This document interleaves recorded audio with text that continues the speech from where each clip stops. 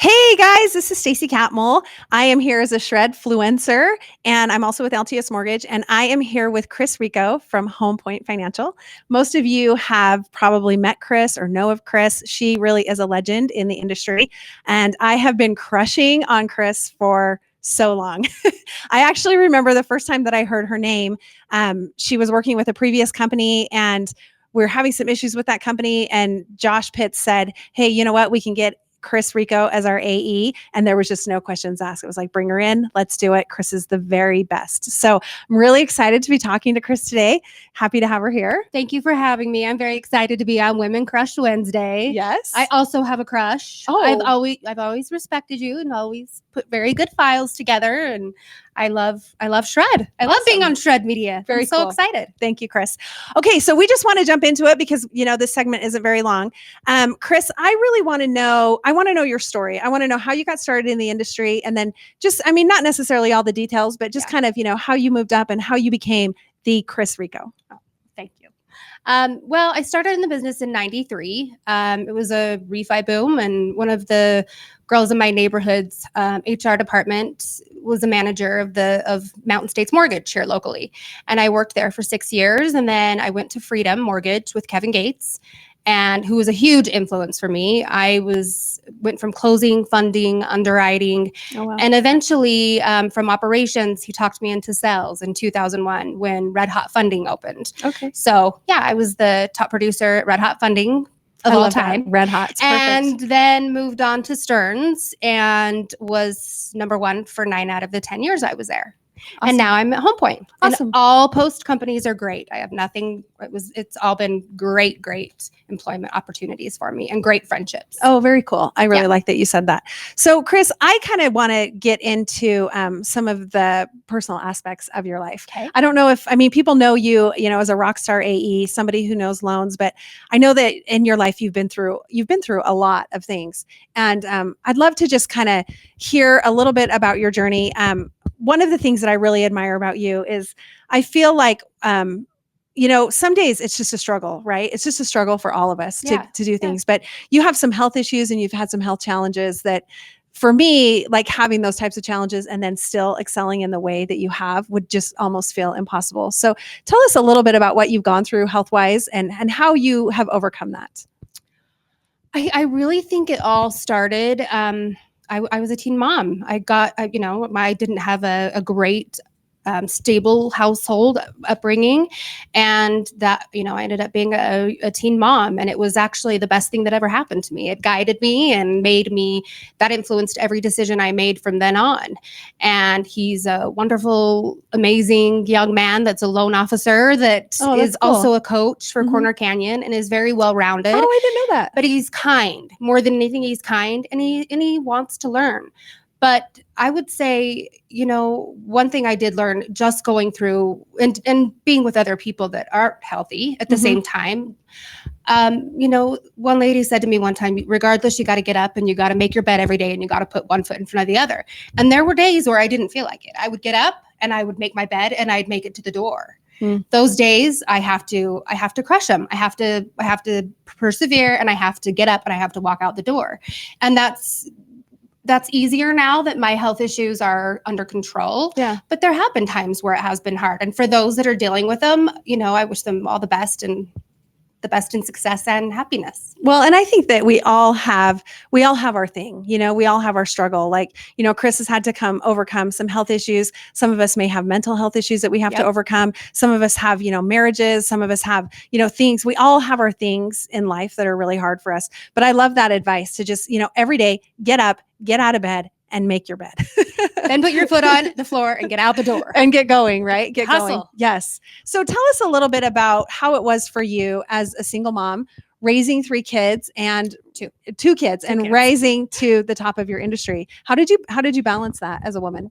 Well, fortunately, I had my kids in really great schools. So they had, really good education during the day.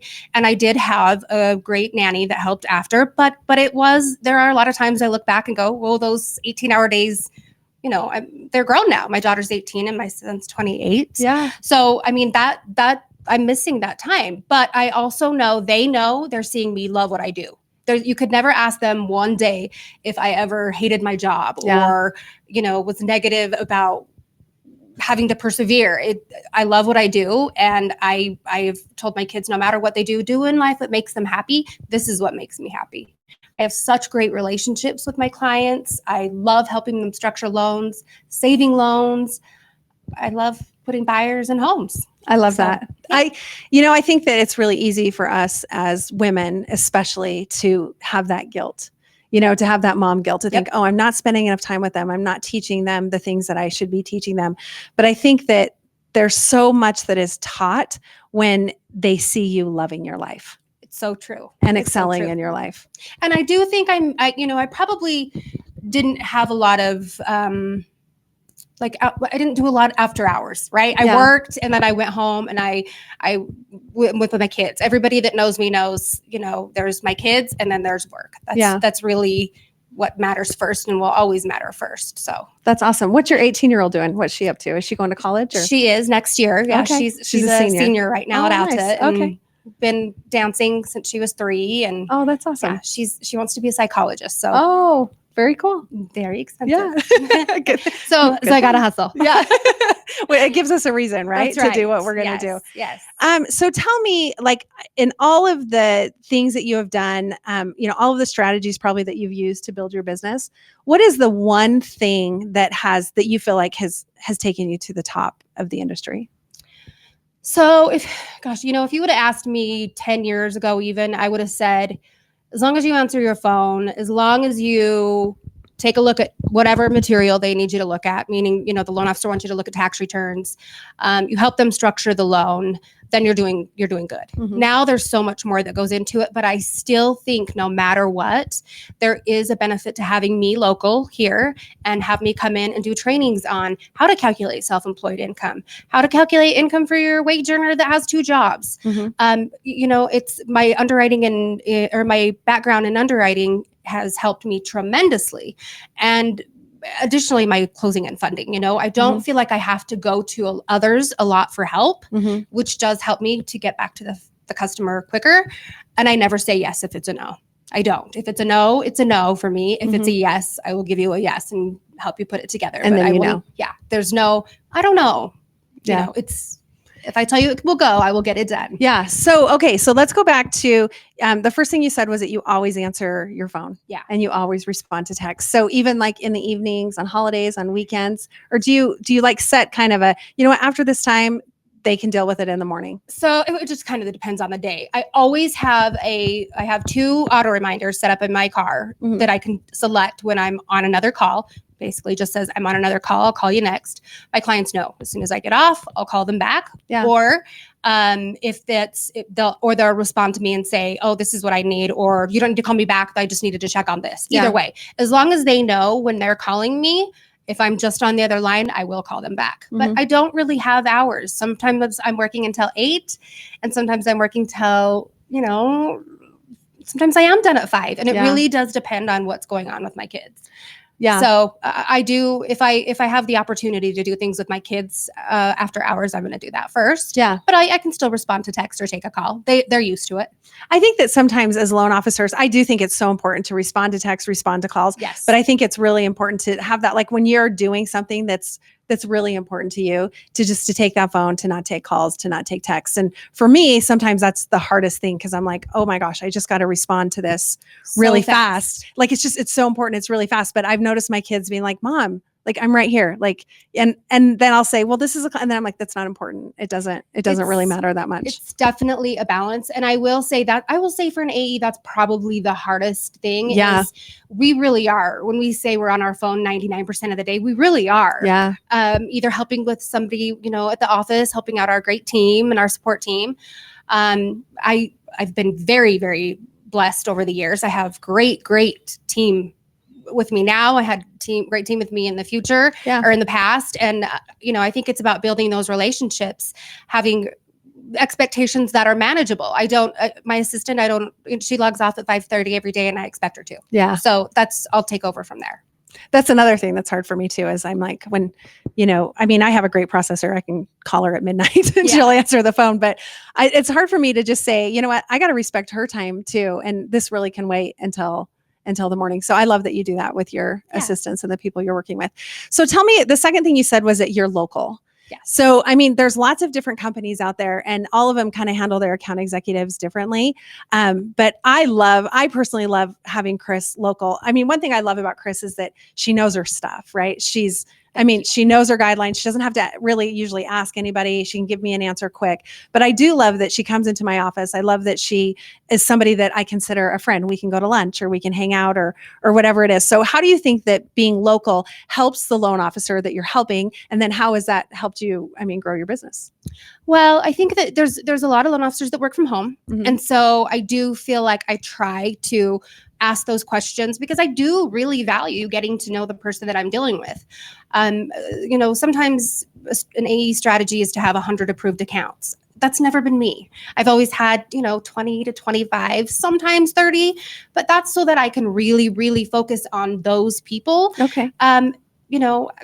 Right or wrong, it's, it's worked for you. I've always been successful, I feel like. And so I feel like as long as my phone's ringing and I'm helping people out, then I feel like I'm winning. Yeah, that's awesome. Yeah. And then what about like the relationships that you build with loan officers? How do you go about, because even though we're not all account executives, right? We can learn from how do we build relationships? You said something that I thought was really interesting. I'm going to see if you even pick up that that's one of the way you build relationships. But so tell me what your strategy is kind of on building relationships.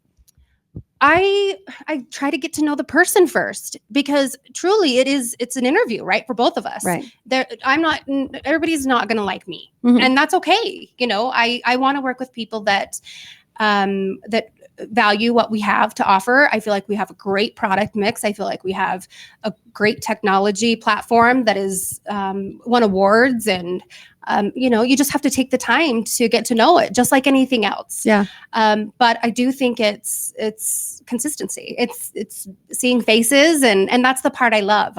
I've never been an AE that works for a different state. I don't know that I would be good at it. Yeah. I like to be local. So the other thing that you said is that that you come in and you offer classes and you offer education. Like that's one of the things that I feel from you is that you offer value.